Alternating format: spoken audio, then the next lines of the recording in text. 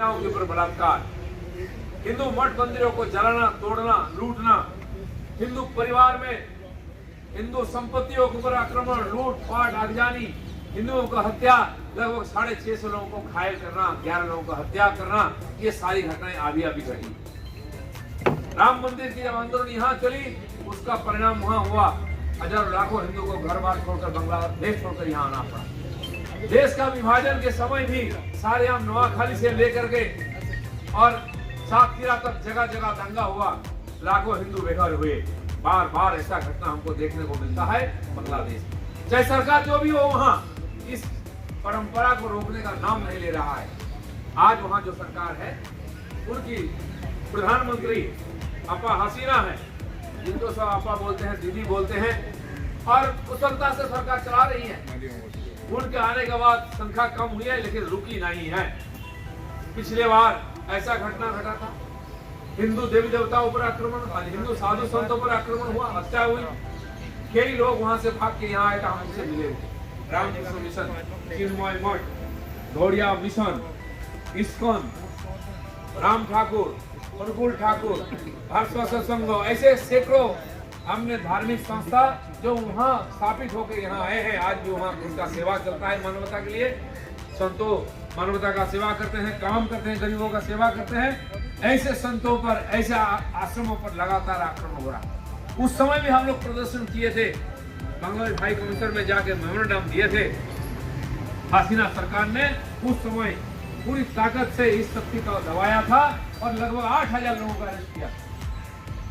लेकिन अफगानिस्तान की घटना, मुझे लगता है वहां की जो उग्रवादी है, जो टेररिस्ट ऑर्गेनाइजेशन है, उनको प्रोत्साहित किया है इस प्रकार काम करने के लिए। नहीं तो दुर्गा पूजा जैसा बंगालियों की सबसे अच्छी उत्सव है, सबसे बड़ी उत्सव माना जाता है, उसी उत्सव चलते समय एक झूठी आरोप लगा करके किसी ने कुरान लेकर भगवान का गोदी पर दे दिया, हनुमान जी का, और पूरा देश में एक साथ दंगा शुरू हो गया। इससे लगता है कि सोची समझी एक रणनीति के तहत ये घटना बड़ी दर्दनाक घटना है, दुखजनक, लज्जाजनक घटना है, जो बार बार हमको देखने को मिल रहा है। सरकार है वहां, प्रयास कर रही है, लेकिन उसका प्रयास धरातल पर उसका नतीजा नहीं आ रहा है। आज भी जिलों में इस प्रकार हिंसक घटना चल रही है। मैं वहां की सरकार को, शेख हसीना जी को अपील करता हूं कि ये जो नागरिक हैं, जिनको प्रताड़ित किया जा रहा है, जिन महिलाओं के साथ बलात्कार हो रही है, जिस साधु संतों का ऊपर अत्याचार हो रहा है, ये आपकी देश की नागरिक है। आपकी सरकार को चुनने वाले में ये लोग हैं। आपके देश के प्रगति में, उन्नति में इनका योगदान है। इसलिए ये केवल हिंदू है, ये कोई दोष नहीं हो सकता, ये कोई अपराध नहीं हो सकता, इसलिए उनको देश छोड़ने के लिए मजबूर हो जाए। इनकी मान, जान, माल, इनकी प्रॉपर्टी, मठ मंदिर सुरक्षित नहीं होगा, ये किसी सभ्य देश में नहीं हो सकता।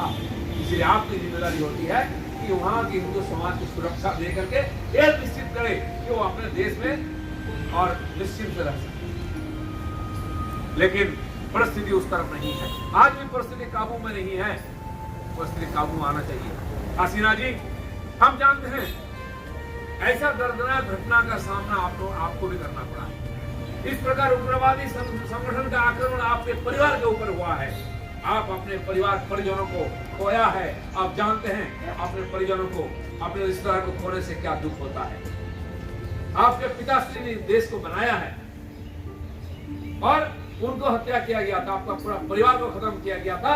आप अलग थे, इसलिए आप जिंदा थे, आज देश को नेतृत्व कर रहे हैं। लेकिन हम आपसे उम्मीद करते हैं इस प्रकार टेररिस्ट एक्टिविटी को आप रोकेंगे, इस प्रकार हिंदू विरोधी जो गतिविधियां उसको आप रोकेंगे। लोग हमसे उम्मीद करते हैं और आप में वो क्षमता भी है, आपने करके दिखाया है। इसलिए आज तक की सबसे अच्छा राज चलाकर हिंदुओं को जिससे आपने की थी, लेकिन ये जो घटना हो रही है, आपका राज पर एक काला धब्बा है। लोगों के विश्वास, लोगों की उम्मीद टूट रही है आपसे। इसलिए आपकी जिम्मेदारी है जल्दी से जल्दी इस प्रकार जो मिसक्रिएंट है, जो उग्रवादी है, जो एंटी सोशल है, इनको आप जल्दी से जल्दी कब्जा में लाए। चाहे सेना उतारना पड़े, चाहे पुलिस को कार्रवाई अपहरण देना पड़े, लेकिन कुछ भी हो, जितना जल्दी हो उसको रोकना चाहिए। और नहीं तो जैसा कि होता है अपने परिजनों पर जब इस प्रकार दर्दनीय घटना होता है, उसका प्रतिक्रिया भी होती है। हम पड़ोसी हैं, हम बंगाल से आते हैं, बंगाल के लोग शांतिप्रिय हैं और हर प्रकार से आपको मदद करने के लिए तैयार है। आपका देश का जब आजादी की लड़ाई चली पाकिस्तान के खिलाफ, पूर्व पाकिस्तान पश्चिम पाकिस्तान लड़ाई चला आपका पिताजी के नेतृत्व में, उस वक्त इसी बंगाली समाज आपके साथ खड़े थे मुक्ति युद्ध में। मुक्ति योद्धा बनकर के ये लोग आपका साथ दिए, खून बहाए, पसीना बहा करके बलिदान देकर देश को आजाद किया। और हिंदुस्तान आपके देश के हजारों लोगों को, मुक्ति योद्धा को अपने देश में बना दिया।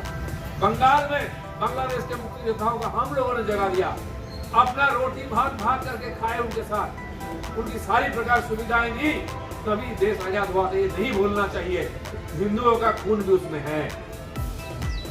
इसी उस पवित्र खून को जो गिरा रहे जमीन पर, पवित्र जमीन पर, उनको सजा देना चाहिए।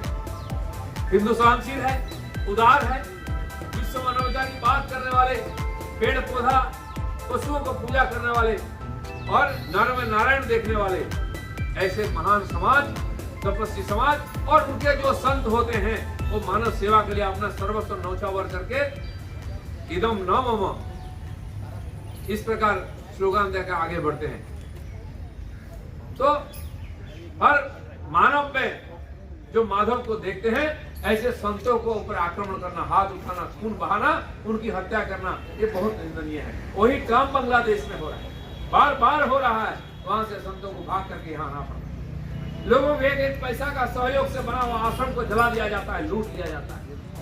लोगों का परिश्रम का पैसा से बना हुआ मंदिर को लूट लिया जाता है, आग जला दिया जाता है। लोगों का भक्ति का केंद्र है मूर्ति, सनातनी परंपरा के उस मूर्ति को तोड़ दिया जाता है उनके मन में दुख पहुंचाने के लिए। और ये घटना बार बार हो रहा है, इसकी परिवर्तन होनी चाहिए। सारा दुनिया इसका निंदा करता है, लेकिन वहाँ की जो कुछ लोग हैं जो बाज नहीं आते हैं, इसलिए उनको जबरदस्ती रोकना चाहिए। हमारे देश में भी ऐसा घटना होता। आज भारतवर्ष में कहीं बम बंदूक की आवाज नहीं। जम्मू कश्मीर 40 साल से अशांत था, हमारे सरकार को शांत किया है, इस प्रकार अराष्ट्रीय गतिविधि को बंद किया है। इक्का दुक्का घटना हो जाता है, तुरंत सरकार कार्रवाई में आती है। लेकिन दुर्भाग्य की बात है, उस पार बंगाल में जैसा घटना घट रहा है, इस पार बंगाल में भी हो रही है। इस दुर्गा पूजा में वहाँ की सरकार ने सैकड़ों दुर्गा पूजा कमेटी को अनुमति नहीं दी पूजा करने के लिए, कोर्ट में जाकर अनुमति लेना पड़ा। और दुर्गा पूजा विसर्जन में भी बाधा डाला गया। मालदा का कालियाचक में विसर्जन की शोभा यात्रा पर आक्रमण हुआ, लोगों ने मूर्ति छोड़कर भागी, रास्ते में लोग हताहत हुए। उसी प्रकार पूर्व मेदिनीपुर का एगरा में भी जिस दिन विजयादशमी के दिन मंदिर के हाथ पांव, मूर्ति के हाथ पांव तोड़ दिया गया है। इस प्रकार घटना पश्चिम बंगाल में भी हो रहा है, इसलिए पश्चिम बंगाल बांग्लादेश की तरफ जा रहा है। वहाँ की सेकुलर सरकार जो पूरा दुनिया के बंगालियों का ठेका लेकर बैठे हैं। असम में कुछ होता है तो बंगाली को वहां से उनके नेता दौड़ के आते हैं, एमएलए, चीफ मिनिस्टर की स्टेटमेंट आती है। त्रिपुरा में कुछ होता तो वहां से भाग के जाते हैं। गुजरात में, असम में काम करने गए, कश्मीर में काम करने गए बंगालियों पर कुछ होता तो वहां से तुरंत स्टेटमेंट आता है। लेकिन बांग्लादेश में जो बंगाली है, जो हिंदू है, वो क्या बंगाली नहीं है? उन पर जानलेवा हमला हो रहा है। उनका मठ मंदिर, मूर्ति, साधु संतों, महिलाओं के ऊपर आक्रमण हो रही है। क्यों चीफ मिनिस्टर कुछ नहीं बोलते? क्यों टीएमसी पार्टी के स्पोक्समैन कुछ नहीं बोलते हैं? क्या वोट बैंक की चिंता है आपको? बंगालियों की जान माल की चिंता नहीं है, बंगाली माँ बहनों की चिंता नहीं है, मठ मंदिरों की चिंता नहीं, संतों की चिंता नहीं है, आपको वोट बैंक की चिंता है। इसीलिए आप चुप रहती हैं। वहां से इलिश माछ आता है, आप खाते हैं। वहां से साड़ी आती है, ढाकेश्वरी मंदिर के प्रसाद खाते हैं। लेकिन वहां के जो भक्त हैं, जो हिंदू हैं, उनके जान माल की परवाह आपकी नहीं है। आपकी वोट की चिंता है, सत्ता की चिंता है। हम मानवता के पक्ष में हो, दुनिया में कहीं भी हो, हम उनके साथ खड़े रहते। ये अपने देश की परंपरा रही है। चाहे भूकंप हो, त्रासदी हो, सुनामी हो, चाहे तूफान हो, चाहे अमेरिका से जापान कहीं भी हो, हिंदुस्तान सबसे आगे रहता है। चाहे चिकित्सा सरंजाम हो, चाहे डॉक्टर हो, दवाई हो, चाहे खाना पीना कुछ भी हो, हम देते हैं। हमारा पेट काट कर हम देते हैं। हमारे प्रधानमंत्री पहले आवाज देते, हम आपके साथ हैं। इस बार भी हमारे विदेश विभाग ने उस सरकार के साथ संबंध बना करके संपर्क में स्टेटमेंट भी आया कि पूरा लगातार संपर्क में। इसलिए वहाँ की जो मानवता पीड़ित है, वहाँ की जो हिंदू समाज पीड़ित है, उसका सुरक्षा के लिए हम चिंतित हैं। उनकी सुरक्षा निश्चित हो, वहाँ की सरकार ये बात पक्का करे और जो दोषी है उनको सजा दे। वहाँ के जो उग्रवादी शक्तियां हैं, जो कुछ दिन शांत था, अफगानिस्तान से प्रेरित होकर फिर एक बार एक्टिव हो गए हैं और वहाँ की संख्यालघु समाज को लगातार आक्रमण, और ये लगातार चल रहा है स्वतंत्रता समय से। इसीलिए हमारे देश में लाखों की संख्या में वहां से पीड़ित हिंदू आए हैं रिफ्यूजी बनकर। लगातार ये स्रोत जारी है, कभी रुकता है कभी चलता है। आज फिर एक बार उसको आगे बढ़ाने के लिए काम हो रहा है कि वहां से हिंदू को भगा कर बंगाल में भेजा जाए। आज इस प्रकार घटनाओं में प्रभावित होकर बार बार हिंदू समाज भाग के वहां से आता है। उसके साथ साथ बाकी संख्यालघु भी आते हैं और वो लोग यहाँ सम्मान से जी रहे, जी पाए, रह पाए। इसलिए हमारी सरकार ने यहाँ कानून बनाया है। तो ये जो सिटीजनशिप अमेंडमेंट एक्ट बना है, इसीलिए पाकिस्तान, बांग्लादेश, अफगानिस्तान में अभी हिंदू की निपीड़न, उत्पीड़न रुका नहीं है। आप जानते हैं तालिबान राज हुआ है अफगानिस्तान में और तुरंत सिख और हिंदुओं पर अत्याचार शुरू हो गया है। वहां से बेघर होकर हजारों लोगों को भागना पड़ रहा है। पाकिस्तान में लगातार ये चालू है। एक मुस्लिम राष्ट्र जो बांग्लादेश अपने को प्रोग्रेसिव बोलता है, लोकतांत्रिक बोलता है, वह इस प्रकार घटना कतई स्वीकार नहीं किया जा सकता है।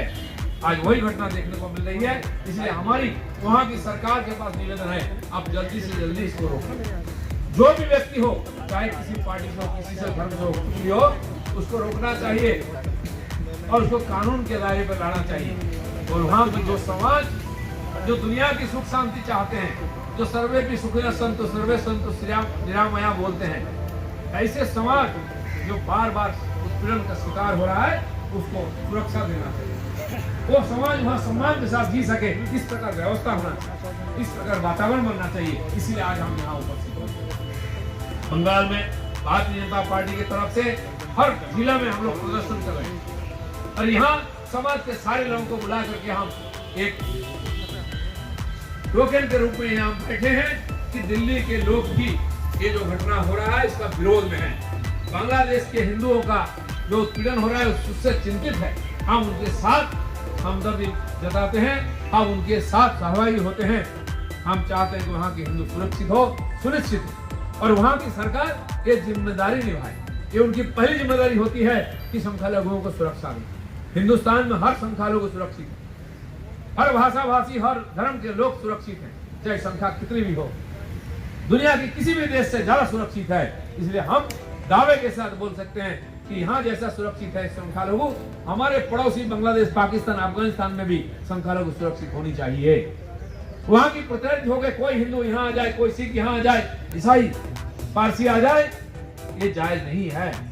क्योंकि हमारी यहाँ की डेमोग्राफी चेंज होती है, यहाँ की अर्थनीति पर उसका प्रेशर आता है, कानून व्यवस्था पर प्रेशर आता है और होते होते देश का ऊपर एक बोझ बन चुका है। आसपास के देश से आए हुए संख्यालघु वो मजबूरन आ रहे हैं, प्रताड़ित हो चुके हैं। हम मानवता का आधार पर उनको यहाँ सुरक्षा देते हैं, रहने की व्यवस्था करते हैं। तिब्बत से दलाई लामा के नेतृत्व में लामा लोग यहाँ आए हैं। धर्मशाला में वो लोग अपना सरकार चला रहे हैं, तिब्बती लोग।